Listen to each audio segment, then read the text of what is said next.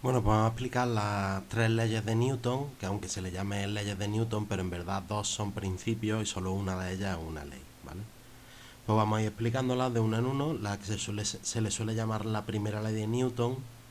Primero tenemos que hablar de lo que es el principio de Galileo, que antiguamente se creía que para que las cosas se moviesen tenía que aplicarse, por ejemplo, para que un objeto estuviese moviéndose hacia la derecha tenía que aplicarse una fuerza hacia la derecha.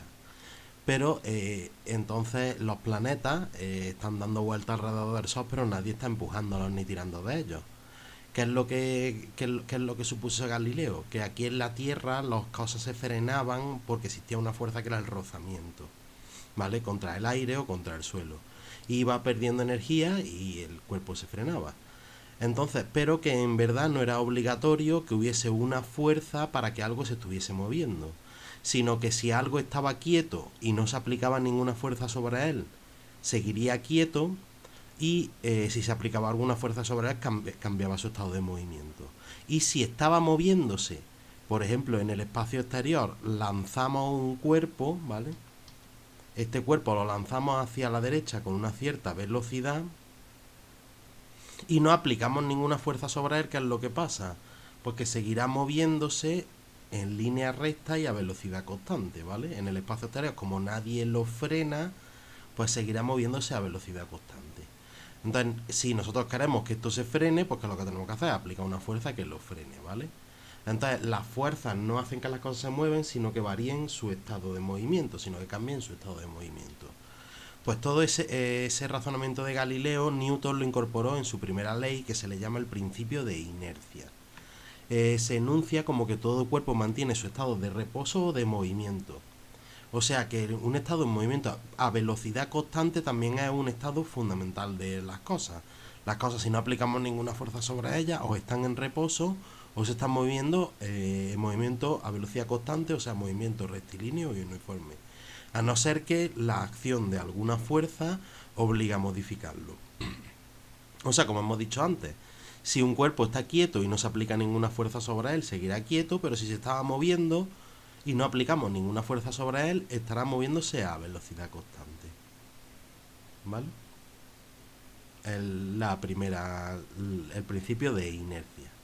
En la segunda ley de Newton, que esto sí es una ley, que es la ley fundamental de la dinámica, nos dice que la fuerza aplicada a un cuerpo es proporcional a la aceleración comunicada al mismo siempre y cuando que su masa permanezca constante. O sea que la fuerza que aplicamos sobre un cuerpo es directamente proporcional a la aceleración que comunicamos siempre y cuando la masa sea constante. ¿Vale? Pues, ¿qué significa eso? Que si aplicamos una fuerza sobre un cuerpo, un determinado cuerpo de una masa m, aplicamos una fuerza el doble de grande, sobre ese cuerpo se comunicará una aceleración el doble de grande. Eh, Como siempre, al ser directamente proporcionales, si A es directamente proporcional a B, podemos decir que A es igual a la constante de proporcionalidad directa multiplicada por B. Fijaos aquí la constante de proporcionalidad es la masa, con lo cual podemos decir que la fuerza es directamente proporcional, y aquí en vez de poner la K, pues decimos masa por la aceleración. Fuerza es directamente proporcional a la aceleración. Que esta sería la ecuación matemática, ¿vale? Si llamamos F a la fuerza, en verdad esto serían vectores, la fuerza sería un vector y la aceleración sería un vector. Pero como todavía no estamos viendo vectores, vamos a trabajar con la intensidad. La intensidad de la fuerza es F, la intensidad de la aceleración y la masa es un escalar y la masa es la constante de proporcionalidad. Pues lo podemos escribir de esta forma.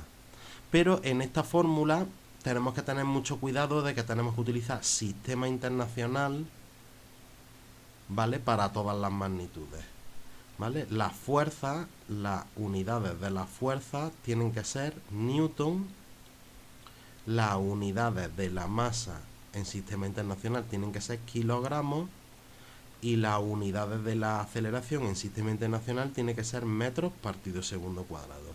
Si no, no podemos aplicar esta fórmula.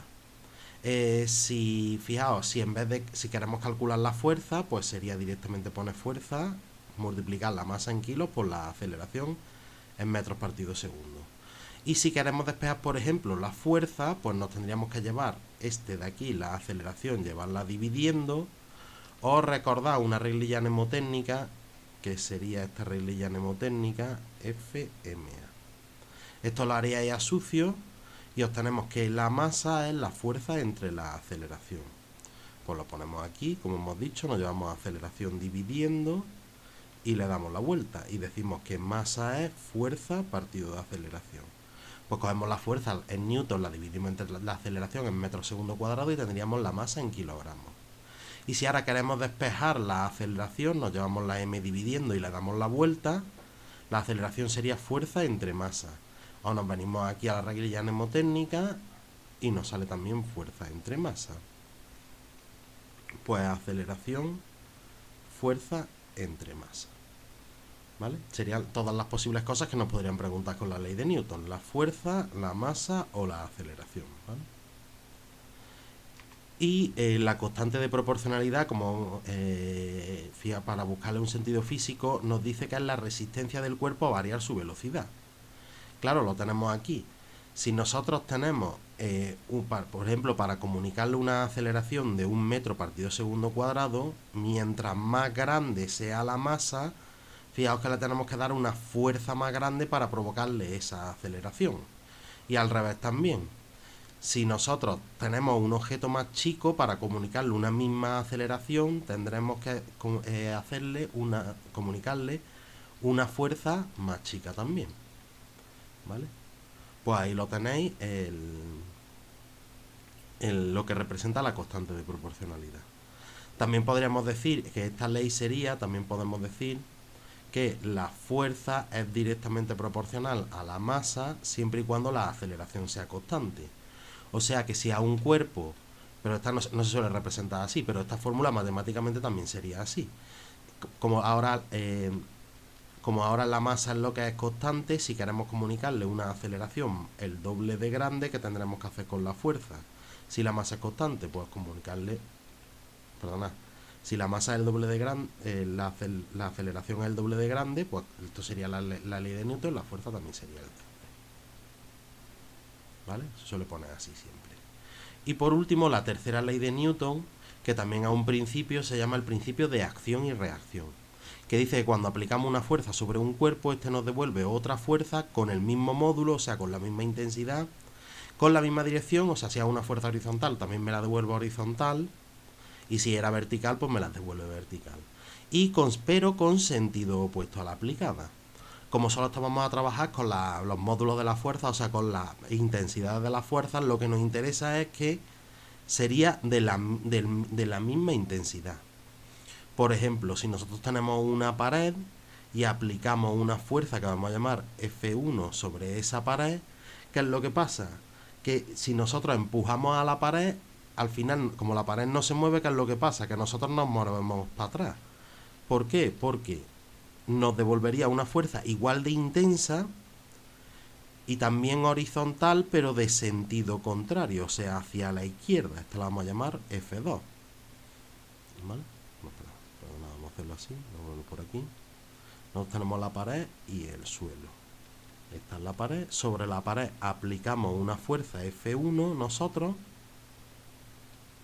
¿Y qué es lo que pasa? Que la pared, al nosotros empujarla, nos devolvería también una fuerza horizontal. Y el que nos movemos somos nosotros, porque en vez de sentido para la derecha, sería sentido para la izquierda. O sea que si nosotros empujamos con 30 newton a la pared nos empuja a nosotros también con 30 newton hacia la izquierda. ¿Vale? Porque el módulo de la intensidad de F1 es la misma que la intensidad de F2. O por ejemplo, si nosotros estamos apoyados sobre el suelo,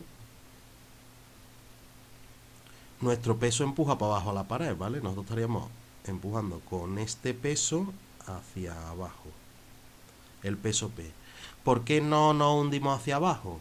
O por ejemplo, si tenemos un libro sobre una mesa, Si tenemos un libro aquí sobre una mesa,